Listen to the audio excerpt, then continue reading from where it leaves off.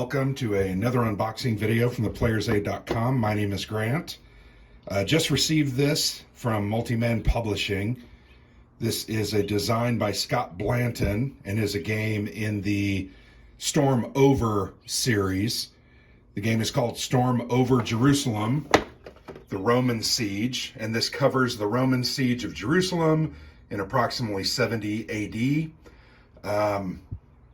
It's an area impulse game, very cool looking game. This is a game that I've been looking forward to for a while.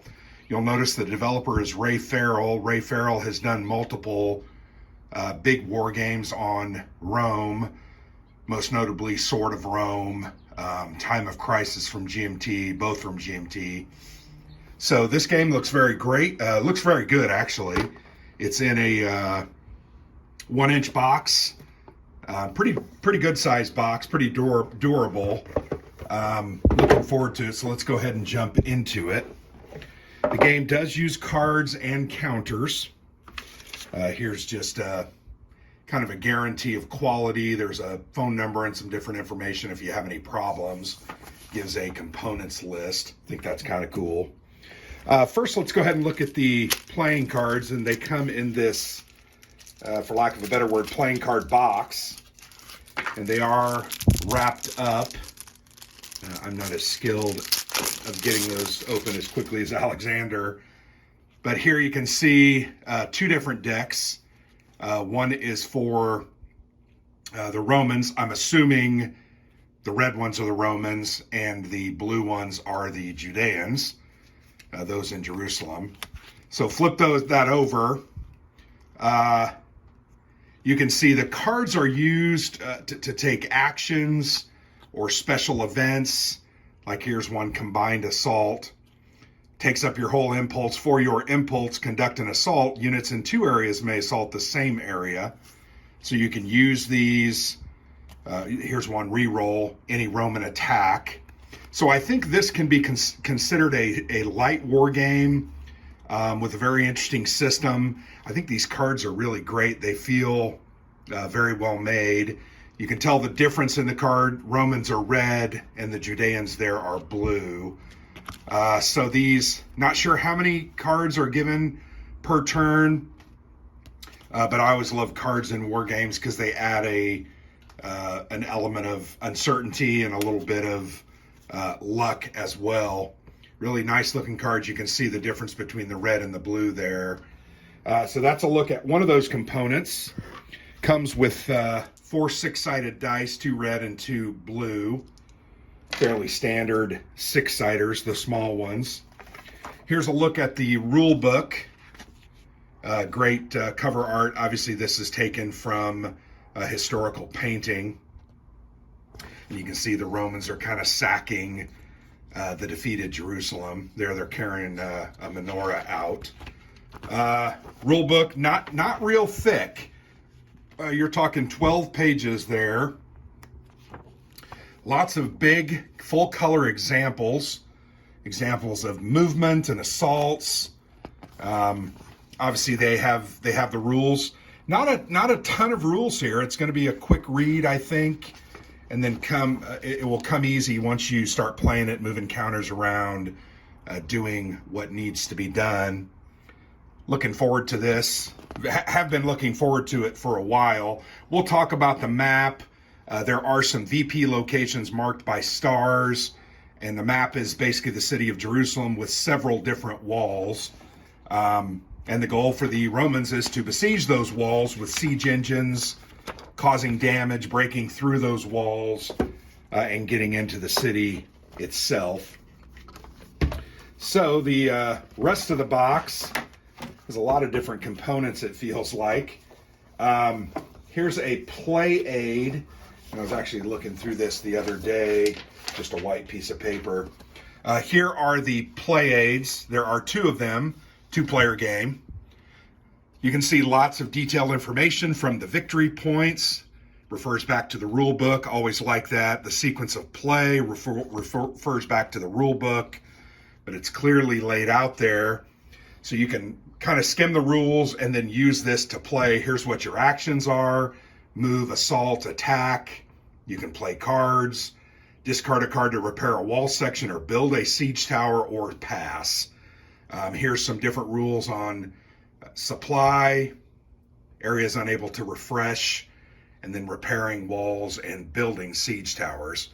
On the back side, it's got the full attack sequence, the assault sequence, very different, and then how damage works, and then also breaching the walls, and then leaders. So leaders for the Judeans are pretty interesting. They are not necessarily put out at the beginning of the game, but can be played out because of events or other interesting things. And I think that's kind of a unique take on that. So I'm looking forward to playing through that and getting a feel for that. Let's go ahead. There are 2 counter sheets, big counters too. These are not tiny counters, which is good. So there's not a ton of counters. You can see lots of different auxiliary units for the Romans, the legionnaires, and then here you have siege towers. I think those are different levels or strengths of siege towers. Here you have the Judean defenders. I think the top is movement, the middle is defense, and the bottom is combat ability. Here you have cavalry. I think the Romans have cavalry, infantry, and then the auxiliary units. So there's a good look. They are dual-sided counters. I really like how these look. I think they're pretty sharp. Let's look at the other. Here are, I think these are more Judean units. Here's the leaders, John and Simon leading those different factions. Here are the walls. You can see there are 1s and 3s. And then there are control markers, more 3 walls, out of supply, different administrative VP, turn marker, and then siege ramps.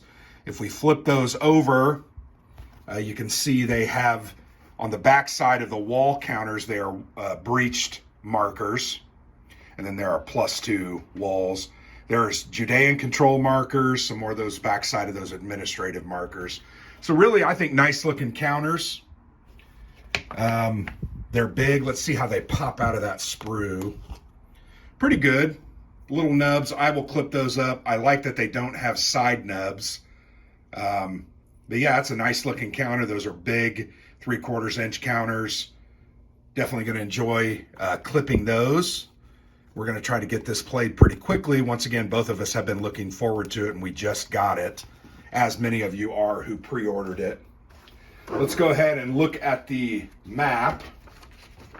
It's a paper map, and it's pretty big, really. So I'm going to go ahead and move the camera back and show you the bottom. These mark different zones. This is zone D. This is zone C. Up near the top of the board, you can't quite see it. There's zone A on the left and zone B on the right. But once again, it's an area impulse game. So you can see there are different areas. There are control markers. You can see that different areas provide various benefits. If you control this, this is going to give you an extra card. This is the Pool of Siloam. Many of you who are Christians know those names. Here's the Serpent Pool. So yeah, area control. Once again, here's another area that gives you a card. And then you'll notice the red stars are VP areas. This is Herod's Palace. This is the Temple Mount. And there are no other VPs. So it's really those 2 VPs. And I believe each turn, as long as Romans aren't inside any areas in the city, the Judean player gains a VP. So once the Romans breach a wall or get in, then they stop losing that or gaining that benefit, and then the Romans gain 1 for every time they control an area. So it's one of those type of battles, kind of back and forth. Let's go ahead and flip this up and show you the top of the map. There's a turn track, VP tracker there on the bottom, as well as supply. It shows a hand size at the top. You can see the blue on the left and the red on the right. So that shows how many hand size there are. It's an 8-turn game. There's some information about supply restrictions and some of the different areas and what they mean. So a nice looking map. Nothing that's going to knock your socks off, but it definitely is very playable. We'll put a plexi on top of that, and that'll be really nice to play on. But there you have it, a very quick look at the components for Storm Over Jerusalem. This is a brand new game from Multi-Man Publishing, designed by Scott Blanton. We're actually working on an interview with Scott. Going to ask him a bunch of questions and try to get some good answers to better understand the game, how it plays, what his design philosophy behind it was. But yeah, I think a very simple to understand game, like many other area impulse games that we've played before. I think this one will be really unique. And frankly, in my opinion, any war game on the Roman Empire in any way, shape, or form is always welcomed. So looking forward to this. Thanks for watching. We're going to try to play this one once again. I said in an upcoming weekend. Hopefully we'll play it a time or two. I'll also get that interview up on the written blog, and then we'll have some content on it. It is available. You can go on the MMP website. I'm trying to remember what we had pre-ordered it for. I want to say it was $45 or $50. I'm not sure if that price is still holding, but definitely a good investment for an interesting looking game. So thanks for watching. I've been Grant for the Player's Aid.